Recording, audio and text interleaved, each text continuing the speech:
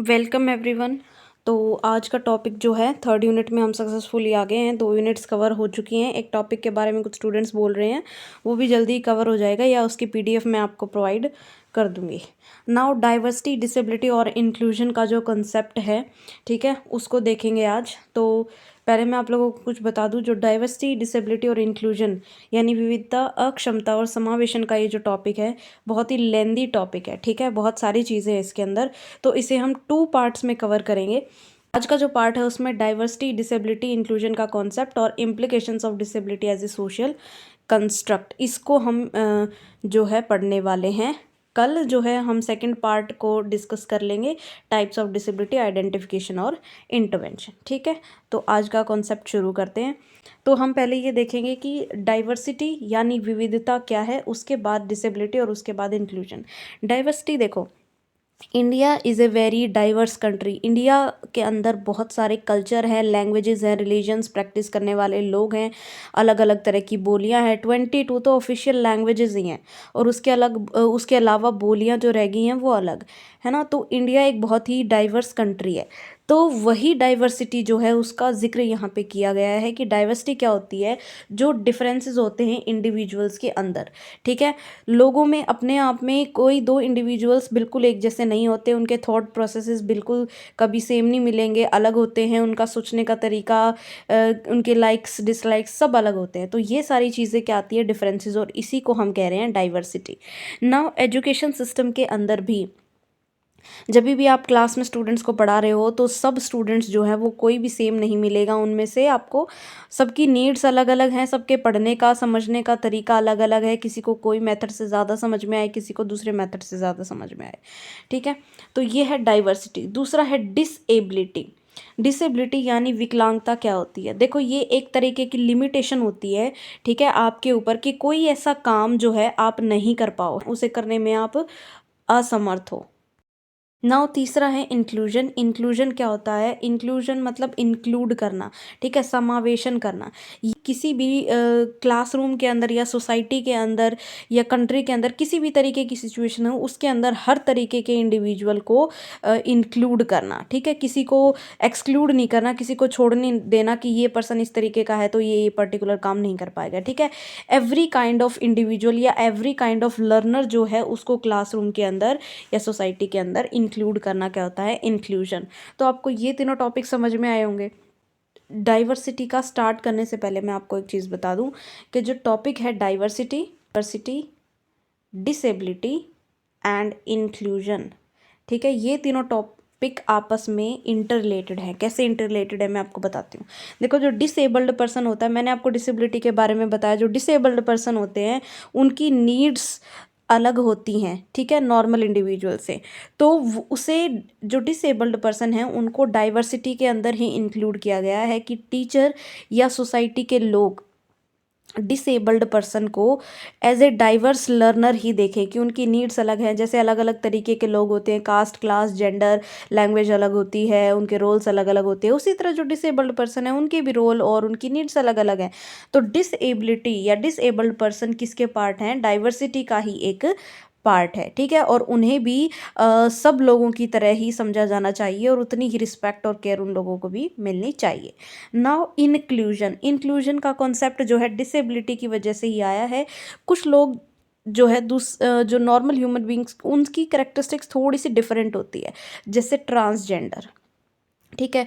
इन लोगों को बिल्कुल ये सोसाइटी से बिल्कुल एक्सक्लूजन यानी बाहर ही रहते हैं, ठीक है। तो इंक्लूजन का जो कॉन्सेप्ट है वो ये कहता है कि सब तरह के इंडिविजुअल्स को सोसाइटी में एक साथ रहना चाहिए, कोई स्पेशल कैटेगरी बना के उनको बाहर नहीं करना है सोसाइटी से या क्लासरूम से या किसी भी तरीके से। सबको इक्वल अपॉर्चुनिटीज़ मिलनी चाहिए। तो यहाँ से आपको समझ में आया कि डाइवर्सिटी, डिसेबिलिटी और इंक्लूजन का कॉन्सेप्ट कहाँ से आया। डाइवर्सिटी को मैं आपको सही से एक्सप्लेन कर रही हूँ। अब इसके अंदर 5 टाइप्स आते हैं बेसिकली, ठीक है। इसके आपको प्रॉपर नोट्स बनाने हैं, ठीक है। लिंग्विस्टिक डाइवर्सिटी में क्या लिखोगे कि लैंग्वेज के बेसिस पे जो डिफरेंसेस होते हैं, जैसे 22 ऑफिशियल लैंग्वेजेस हैं हमारे कॉन्स्टिट्यूशन में, कितनी है, 22 ऑफिशियल लैंग्वेजेस, और उसके अलावा जो बोलियां हैं वो अलग हैं। तो लैंग्वेज के बेसिस पे जो लर्नर्स होते हैं लर्नर्स की डाइवर्सिटी होती है उसे कहते हैं लिंग्विस्टिक डाइवर्सिटी।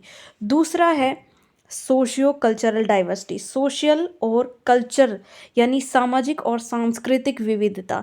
यहाँ पे क्या आता है, लोगों के बिलीफ, है ना, रिलीजन से रिलेटेड, कौन से मतलब देवी देवता की पूजा करते हैं, कौन से रिलीजन को वो मानते हैं, उनके बिलीफ क्या क्या है, उनका पहनावा कैसा है, खान पान कैसा है, फूड हैबिट्स, है ना। तो ये सारी चीज़ें किस में आती हैं, सोशियो कल्चरल डाइवर्सिटी में। ठीक है, नाउ आते हैं इकोनॉमी। इकोनॉमी में क्या आएगा, कास्ट से रिलेटेड, सॉरी क्लास से रिलेटेड। ठीक है, क्लास से रिलेटेड, जैसे मिडिल क्लास हो गए, है ना, बिलो पॉवर्टी लाइन जो लोग हैं वो भी होते हैं। ठीक है, सो इकोनॉमिक क्लास वाले लोग होते हैं।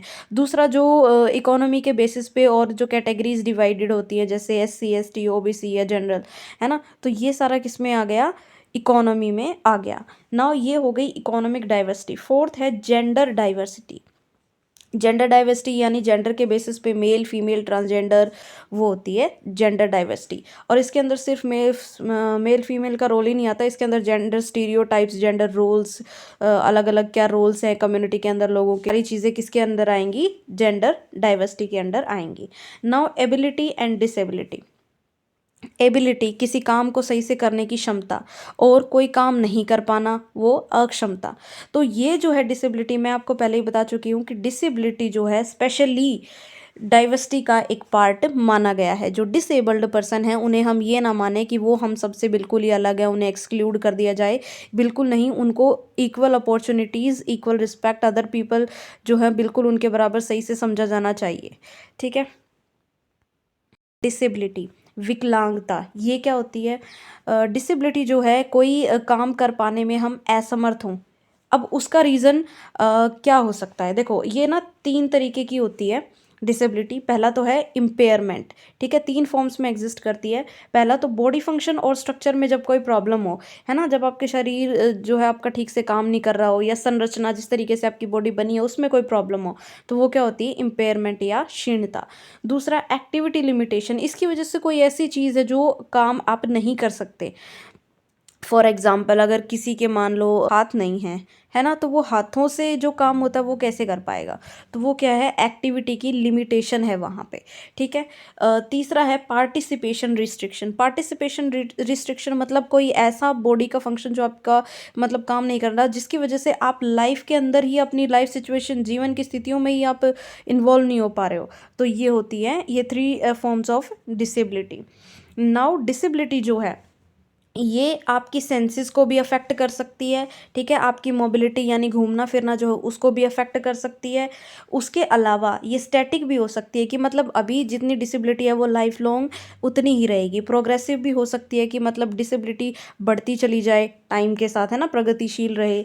ये कंजेनियल यानी जन्मजात भी हो सकती है, एक्वायर्ड भी हो सकती है कि भाई बाद में कुछ ऐसा हो गया है लाइफ के अंदर, इंसिडेंट एक्सीडेंट, जिसकी वजह से कोई डिसेबल हो गया है ना, समझ सकते हो, ये तो आप लोगों को पता ही होगा ना। बॉडी से रिलेटेड जो बॉडी की शेप को अफेक्ट करते हैं, फंक्शंस को अफेक्ट करते हैं, और ये जो है विजिबल भी हो सकती है और इनविजिबल भी हो सकती है, क्या, विकलांगता। ठीक है, next disability as a social construct. देखो सोशल कंस्ट्रक्ट शुरू करने से पहले मैं आपको बताती हूँ कि जैसे हमारी जो डिसेबल्ड पर्सन है, ठीक है, उनको सोसाइटी के अंदर थोड़ा सा लोग उनके साथ सही तरीके से ट्रीट नहीं करते, सबको पता है। जैसे ट्रांसजेंडर्स हैं, है ना, कितनी वीडियोस आपने देखी होंगी, कई बार सत्यमेव जयते में भी आया था ये जो आमिर खान का शो था, तो उसमें उनके साथ सही से ट्रीट नहीं किया जाता और सबको पता है ये बात। तो डिसेबल्ड पर्सन को सोसाइटी में एज कर्स उनको समझा जाता है और लोग उनको एक्सेप्ट नहीं करते और उनको सोसाइटी से एक्सक्लूड कर दिया जाता है, या बहुत ज़्यादा डिस्क्रिमिनेशन उन लोगों को सहना पड़ता है। उन लोगों को अपॉर्चुनिटीज़ नहीं मिलती, रिस्पेक्ट नहीं मिलती, उनको एक इंडिविजुअल की तरह सही से ट्रीट नहीं किया जाता रिस्पेक्ट के साथ। तो बहुत सारी प्रॉब्लम्स है। ठीक है, तो disability as a social construct यानी जो सोशल मॉडल है डिसेबिलिटी का, वो सीधा सीधा ये कहता है कि जो डिसेबिलिटी है और जो इसकी इमेज बनी हुई है वो सोशली कंस्ट्रक्टेड है, मतलब वो सामाजिक तौर पर ही बनी है, वो लोगों ने ही बनाई है।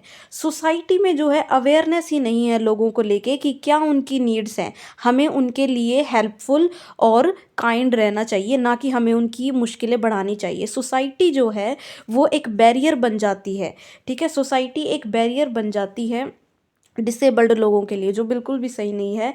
और ये जो है हमारी सोसाइटी में मॉडिफिकेशंस होने चाहिए एनवायरनमेंट में, ताकि जो डिसेबल्ड पर्सन है या लोगों की जो भी डिफरेंट नीड्स के साथ जो पर्सन है उनकी जो लाइफ है वो आसान हो जाए, ठीक है।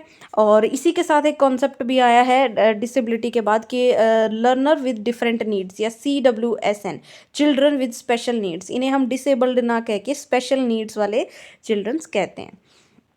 नाउ ये जो डेफिनेशन है ये ओलिवर ने कहा है कि ब्रॉडेस्ट सेंस में अगर देखा जाए तो जो सोशल मॉडल है डिसेबिलिटी का, ये इसका क्लियर फोकस है इकोनॉमिक, एनवायरनमेंट और कल्चरल बैरियर्स जो डिसेबल्ड पर्सन फेस करते हैं एक सोसाइटी के अंदर, चाहे उनके पास किसी भी तरीके की डिसेबिलिटी हो, इम्पेयरमेंट हो, फिजिकल डिसेबिलिटी हो, सेंसरी हो या इंटेलेक्चुअल हो, ठीक है। तो सीधे सीधे कहते हैं कि जो सोशल मॉडल है डिसेबिलिटी का, या social disability as a social construct जो आप पढ़ रहे हैं, वो सीधा सीधा कहता है कि ब्रॉडेस्ट सेंस में जो डिसेबिलिटी है उसके मेन बैरियर्स हैं हमारी सोसाइटी, चाहे आप किसी भी तरीके की डिसेबिलिटी में हो।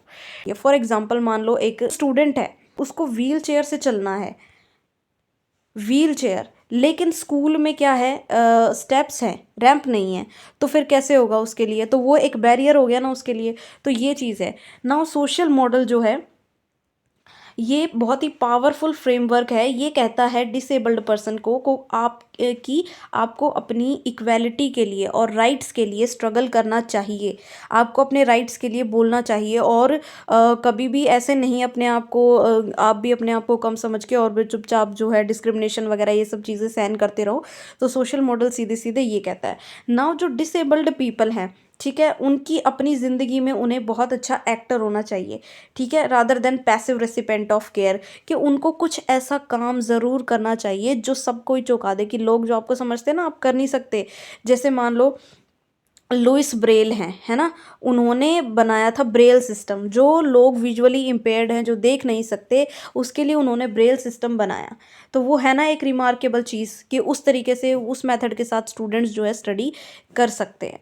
तो इस तरीके से जो डिसेबल्ड पर्सन है उनको अपने आप को कम नहीं समझना है, कुछ ऐसा अच्छा करके दिखाना है, और उनके पास भी स्किल्स होती हैं, ठीक है। जो ये मॉडल है सीधा सीधा कहता है कि इनके पास मान लो एक स्किल नहीं है लेकिन अदर स्किल्स इनके पास होती हैं। ऐसा नहीं है कि अदर स्किल्स में ये लैक करेंगे, इनके पास अपने टैलेंट्स, अपनी स्किल्स चीज़ें होती हैं, ठीक है। Now inclusion,